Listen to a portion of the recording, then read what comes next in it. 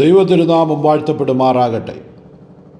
ദൈവജന ശ്രോതാക്കളായ നിങ്ങൾക്കേവർക്കും വേഗം വരുന്നവനായി യേശുക്രിസ്തുവിൻ്റെ ദുസ്തുല്യമായ നാമത്തിൽ പ്രഭാതവന്ദനം. വാത്സല്യ ദൈവമക്കളെ, ഇന്നത്തെ നമ്മുടെ ദൈവജന ചിന്തയ്ക്ക് ആധാരമായി രണ്ട് ശമൂവേലിൻ്റെ പുസ്തകം 16-ാം അധ്യായത്തിൻ്റെ 12-ാമത്തെ വാക്യം വായിക്കുന്നു. പക്ഷേ യഹോവ എൻ്റെ സങ്കടം നോക്കി ഇന്നത്തെ ഇവൻ്റെ ശാപത്തിന് പകരം എനിക്ക് അനുഗ്രഹം നൽകും. ദാവീദ് ശിമെയിയുടെ ശാപത്തെക്കുറിച്ച് വളരെ വ്യക്തമായി പറയുകയാണ്. ശിമെയി തന്നെ ശപിക്കുമ്പോൾ ആ ശാപങ്ങൾ തനിക്ക് അനുഗ്രഹമാകും എന്നാണ് ദാവീദ് പ്രാർത്ഥിക്കുന്നത്. ഈ ശിമെയി ദാവീദിനെ ശപിക്കുവാൻ പ്രത്യേകിച്ച് കാരണമൊന്നുമില്ല. അപ്പോൾ തന്നെ ശൗലിൻ്റെ കുടുംബക്കാരനായ ഈ ശിമെയി ദാവീദിനെയും കൂടെയുള്ളവരെയും ശപിക്കുകയാണ്. എങ്ങനെയാണ് അവൻ ശപിച്ചത്? രക്തപാതക, നീച, പോ, ശൗൽ ഗൃഹത്തിൻ്റെ രക്തം യഹോവ നിൻ്റെ മേൽ വരുത്തിയിരിക്കുന്നു. അവന് പകരമല്ലോ നീ രാജാവായത്. യഹോവ രാജ്യത്വം നിൻ്റെ മകനായ അബ്ശാലോമിൻ്റെ കയ്യിൽ ഏൽപ്പിച്ചിരിക്കുന്നു. നീ രക്തപാതകനായിരിക്കാൻ ഇപ്പോൾ ഇതാ നിൻ്റെ ദോഷത്തിൻ്റെ ഫലം നിനക്ക് വന്നു ഭവിച്ചിരിക്കുന്നു.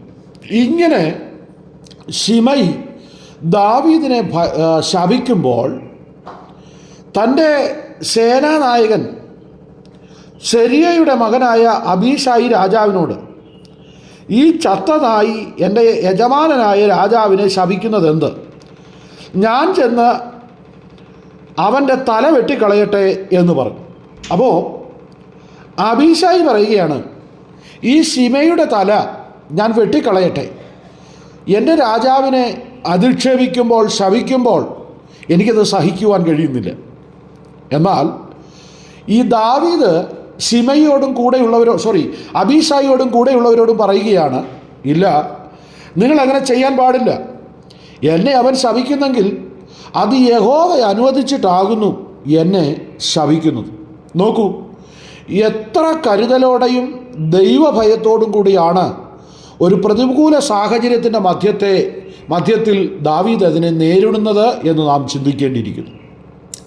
തനിക്ക് മാനസിക സംഘർഷം ഉണ്ടാകത്തക്ക വിധത്തിൽ ശാപവാക്കുകൾ ഉരുവിട്ടുകൊണ്ട് തൻ്റെ നേരെ കടന്നു വരുന്ന ശിമെയിയോട് വളരെ പക്വതയോടെയാണ് ദാവീദ് പ്രതികരിക്കുവാനിടയായിത്തീരുന്നത്. വാത്സല്യ ദൈവകുഞ്ഞേ, നിൻ്റെ നേരെ ശാപവാക്കുകൾ പറയുന്ന, നിൻ്റെ നേരെ നിന്ന വാക്കുകൾ ഉരുവിടുന്ന, നിന്നെ പഴിക്കുന്ന മറ്റുള്ളവരുടെ മുൻപിൽ നീ തിരിച്ചു പഴിക്കാതെയും തിരിച്ചു ശപിക്കാതെയും അവരോട് വളരെ ദൈവസ്നേഹത്തിൽ ഇടപെടുവാനും നിനക്ക് കഴിയുന്നുണ്ടോ? ദൈവവചനം പറയുന്നു, ദാവീദ് അബീശായിയോട് പറയുകയാണ്, യഹോവ എൻ്റെ സങ്കടം നോക്കി ഇന്നത്തെ ഇവൻ്റെ ശാപത്തിന് പകരം എനിക്ക് അനുഗ്രഹം നൽകും. അല്ലയോ അബീശായിയെ, നീ അതിനകത്ത് കോപിക്കണ്ട. കാരണം ഇന്നിവൻ എന്നെ ശപിക്കുന്നെങ്കിൽ അത് നിമിത്തം ഇവൻ്റെ ഈ ശാപം ദൈവം എനിക്ക് അനുഗ്രഹമായി മാറ്റും. അതെ, നിന്നെ ശപിക്കുന്ന, നിന്നെ കുറ്റം പറയുന്ന, മറ്റുള്ളവരുടെ മുൻപിൽ വെച്ച് നിന്നെ താഴ്ത്തിക്കെട്ടുന്ന, നിന്നെ പരിഹസിക്കുന്നവർക്ക് വേണ്ടി നീ പ്രതികാരം ചെയ്യേണ്ട. നീ ദൈവകരങ്ങളിൽ ഏൽപ്പിച്ചു കൊടുക്കുക.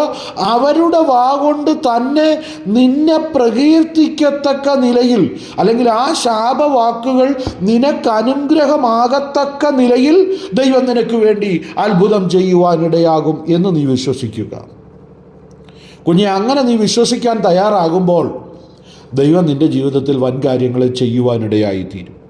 ദാവീദിന് ആരോഗ്യമില്ലാഞ്ഞിട്ടല്ല, ദാവീദിന് പകരം വീട്ടാൻ പടയാളികളില്ലാഞ്ഞിട്ടല്ല, പക്ഷേ ദൈവം അനുവദിച്ചിട്ടാകുന്നു എന്നെ അവൻ ശപിക്കുന്നത് എന്ന് പറഞ്ഞപ്പോൾ തൻ്റെ ജീവിതത്തിൽ ദൈവത്തോടുള്ള ആ അഭിനിവേശം എത്ര വലുതാണ് എന്ന് നാം മനസ്സിലാക്കണം. അതോടൊപ്പം തന്നെ കർത്താവായ യേശുക്രിസ്തുവിനെ സ്വന്തം രക്ഷിതാവും കർത്താവുമായി അംഗീകരിച്ച നമ്മുടെ ഓരോരുത്തരുടെയും ജീവിതത്തിൽ ഇപ്രകാരം ഒരു സമർപ്പണം ഉണ്ടായിരിക്കണമെന്നാണ് ദൈവജനത്തിൻ്റെ അടിസ്ഥാനത്തിൽ ഞാൻ നിങ്ങളെ ഓർപ്പിക്കുവാൻ താല്പര്യപ്പെടുന്നത്. നമ്മെ ശപിക്കുന്നവരുണ്ടാകാം, നമ്മെ പഴിക്കുന്നവരുണ്ടാകാം, നമ്മെ കുറ്റം പറയുന്നവരുണ്ടാകാം.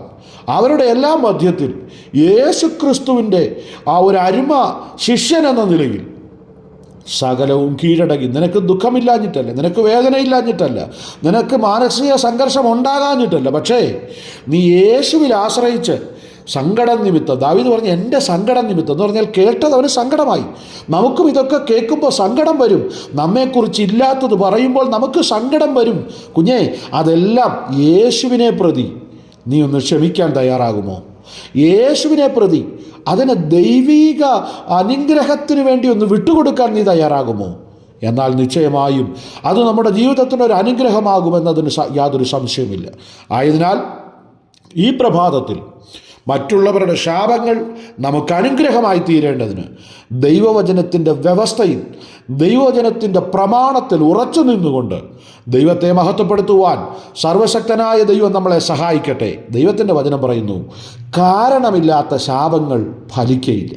അപ്പം നമ്മൾ ഒരു കാരണം ഉണ്ടാക്കി വയ്ക്കാതെ അതിൽ ഒഴിവായി ക്രിസ്തുവിലും അവൻ്റെ വചനത്തിലും അവൻ്റെ പ്രമാണത്തിലും ആശ്രയിച്ചുകൊണ്ട് മുന്നേറുവാൻ സർവശക്തനായ ദൈവം ഈ വചനങ്ങളാൽ നമ്മളെല്ലാവരെയും ധാരാളമായും സമൃദ്ധിയായും അനുഗ്രഹിക്കട്ടെ എന്ന് ആത്മാർത്ഥമായി പ്രാർത്ഥിച്ചുകൊണ്ട് ഞാൻ എൻ്റെ വാക്കുകളിൽ നിന്ന് വിരമിക്കുന്നു.